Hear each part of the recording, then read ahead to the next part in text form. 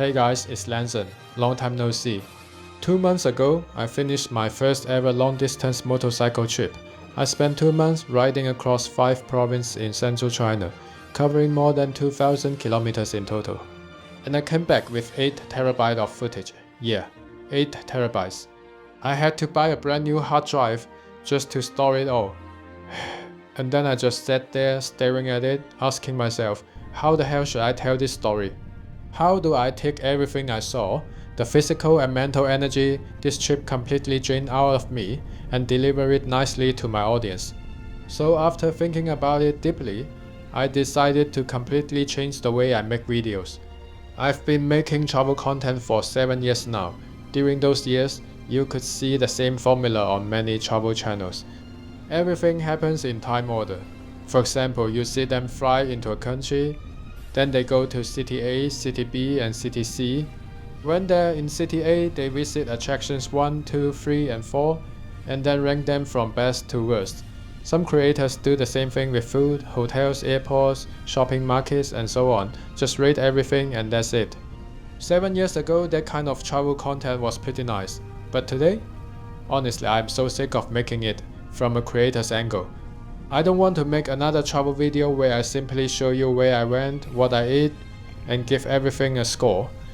So this time, I decided to borrow the frame from somewhere completely different: history books. If you enjoy reading big non-fiction books, you probably get what I mean. A serious non-fiction book doesn't usually tell the story like, on Monday this happened, on Tuesday we went here. You know how historians break down an entire dynasty into different topics: political, economic, social and cultural history, the history of science and technology, everyday life, military history, that kind of thing. So that's exactly what I'm going to do with this motorcycle trip through central China. Instead of turning it into a chronological travel diary, I'm going to tell the story through 5 different themes. Chapter 1: Chinese people. The first chapter is going to be a little bit like the writings of Western missionaries who traveled through China during the Qing dynasty. I'm going to sum up the merits and weaknesses of Chinese people that I personally saw with my own eyes along the way. No fluff, straight, sharp and honest, including the stuff that needs to be criticized. Working title: What I observed about Chinese character after riding through 5 central provinces. Chapter 2 is the World War II China chapter. This was actually the main reason I chose this exact route. Why did I ride through these particular towns instead of the more famous ones? Because I wanted to see the real terrain of the major WW battlefields with my own eyes. The focus here is going to be on the actual players back then, the KMT army versus the Japanese army, the parts of history that have been deliberately rewritten under the communist government and are now barely known. I'll walk you through those campaigns while you're looking at the real footage I shot in 2026. Chapter 3 is going to be portraits of working people. Short video culture has made everyone chase pretty girls because those videos get views. But what about ordinary people?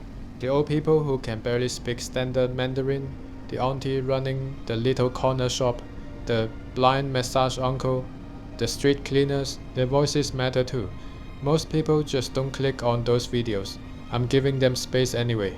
In this chapter, I'll probably stay quiet and just let them talk. Working title: The Forgotten Corners of China. Chapter 4 is about how museums under the current communist system deliberately twist history and shape what the public is allowed to believe. Museums are honestly the subject I know best. In the past 7 years, I've probably been to 300 or 400 of museums. I started out just absorbing whatever they told me. Now I can stand on equal ground with almost any museum and instantly spot when they're playing word games to mislead people who don't have enough historic knowledge. That ability came from great efforts. Like any skill that takes 10,000 hours to master, I'm not going to waste it. This chapter is where I share what I've learned. Chapter 5 is the practical motorcycle travel chapter. This one probably won't be for everyone. It's mainly for people who are actually thinking about doing a long ride themselves. Things like how my body adapted and broke down during the trip, what gear was actually useful, what is a waste of money, and so on.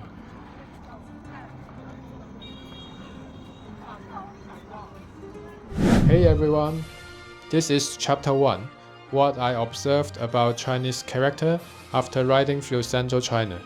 This chapter is going to be sharp. I'm basically going to sum up the things I saw along the way that genuinely made me uncomfortable. If I had to pick the most uncomfortable phenomenon I kept seeing, it's this: the obsession with blindly stacking numbers. These days, whenever I roll into a new city and settle in, the first things I do is open TikTok and check the local feeds. That's how I quickly get a sense of what's trending there. And what do I keep seeing? Videos sound like this: 4 minutes to cross the river. Nearby there are 3 metro lines and a highway tunnel all crossing the Yangtze. When we come out of the water, ferries and cargo ships are moving everywhere. 12 bridges spanning the river. Wuhan's cross-river system that goes from sky to underground. This isn't just any river. This is where China's longest river, the Yangtze, meets its biggest tributary, the Han River, before they flow to the sea together. People call this place China's Dantian, the spot where the nation's energy gathers. Today, Wuhan is a super hub, the thoroughfare of 9 provinces. It has the largest urban lake in Asia. It's the only city in the world with over 10 million people that's also an international wetland city. You get the idea. Non-stop stacking of numbers, rankings, and grand claims. I watched few of these videos, one from a massive account with tens millions of followers, another from a bookish female creator with 4 million fans. Both are extremely popular. But here's my personal reaction. It feels far away from real life. It sounds like North Korean school kids reciting slogans, endless numbers, endless exaggerated words, the greatest in the world, the Dantian of the Chinese, countless famous ancient people who once passed through here. None of it has any logical connection. They just pile it all together so the audience can feel this cheap, no thinking required, we're winning orgasm. They also create stereotypes. Wuhan people eat breakfast with heroic energy. Excuse me? Do all 100 out of 100 Wuhan people agree with that? What about the ones who don't? This is the classic communism and collectivism style. It's tidy, 100% agreed, but disgusting to me. My friend said these culture creators are running a fixed template: North Korean propaganda tone, plus Chinese high school essay style, plus short video rhythm. They stack nouns: Yellow Crane Tower, Yangtze, hot dry noodles. They stack numbers: how many bridges, years of history, how many lakes. They stack adjectives: heroic, fiery, hardcore. They stack nicknames: Chicago of the East, hub of 9 provinces, River City. Almost none of it comes from real life. It's just template language. When I ride all the way to Wuhan, the questions I actually cared about were things like: are people here happy? What the actual character of Hunan people? Those flashy praise videos answer none of that. I also saw videos where people compare Wuhan with Hangzhou, cities with similar GDP, and then mock the other city for losing. The comments are full of stuff like "we're Hangzhou's father."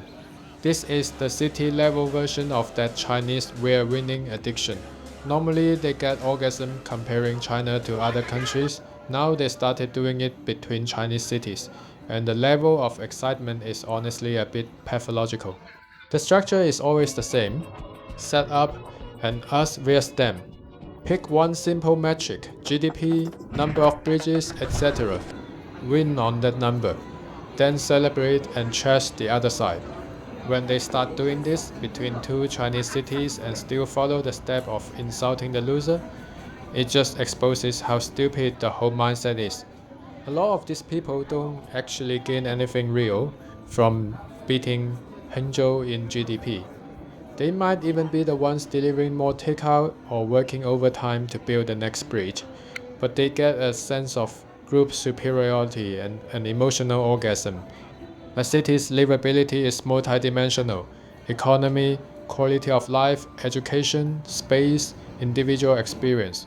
those videos flattens it into one single axis. Who wins? I noticed something else while watching Japanese travel creators. A lot of their popular videos are extremely simple, just riding along a coastal road or through the mountains near Kyoto, soft music, almost no commentary, and they still get millions of views. A lot of Japanese content doesn't try to prove anything. It doesn't tell you this is Asia's #1 coastline, or world top 10, or drop famous names. It just shows the rain, the train, the mountain road, the sea, and leaves the feeling up to you. A lot of Chinese promotional content does the opposite. It constantly tells you, you should feel proud here, you should clap here. Two completely different approaches to aesthetics. One is afraid of empty space. It has to fill every second with proof that we're impressive. The other is leaving space and letting the viewer decide. I've been traveling for years across the world. One of the biggest advantages is that I can notice things many people inside China feel normal, but that actually aren't normal anywhere else. I just need to point out, a lot of what feels completely normal here is not how the rest of the world does it. I personally reached the age where I like empty space. I no longer force myself to visit every famous attraction. I'd rather sit somewhere quiet, pet a cat, watch the sunset. A lot of popular Chinese videos are still doing the opposite, constantly adding more. After 8 days in Wuhan, on my last evening I sat by the Yangtze watching the sunset. Overall, I do like the city, especially the riverside, green spaces, the old neighborhoods where elderly people live, the mixed Chinese Western atmosphere in the former concession areas. It's diverse. Is Wuhan a comfortable city? I had to find that answer myself. When the city tried to force a standard answer on me the moment I arrived, I hated it. After a week of looking around on my own terms, I ended up liking many parts of it, and almost none of those reasons came from the propaganda videos. Most travel creators start with a conclusion, and then collect only the evidence that supports it. I prefer the opposite. Arrive as a blank sheet, observe first, then decide whether I like it. Looking back, my criticism in the beginning wasn't really aimed at Wuhan itself. It was aimed at the habit of stacking GDP numbers and world's largest labels while ignoring how ordinary people actually feel living there. I don't care how many metro stations a city has on paper. I care whether those facilities make daily life more comfortable. If they do, I'll say so. If they don't, the numbers mean nothing to me. So the conclusion after 1 week isn't the official narrative is right or the official narrative is wrong. It's simply don't force a standard answer on me. Let me feel by myself.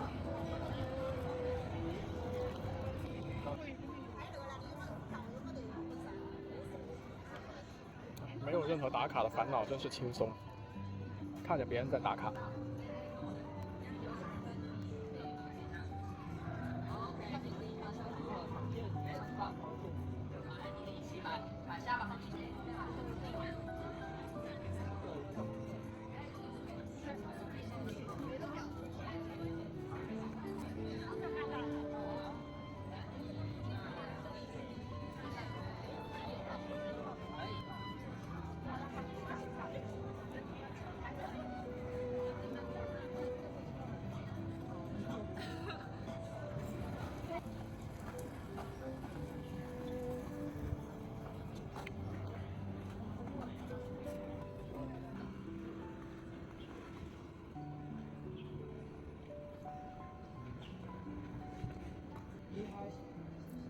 我是抖音的一个旅行博主，也是来旅游的，很难找到第二个人吧。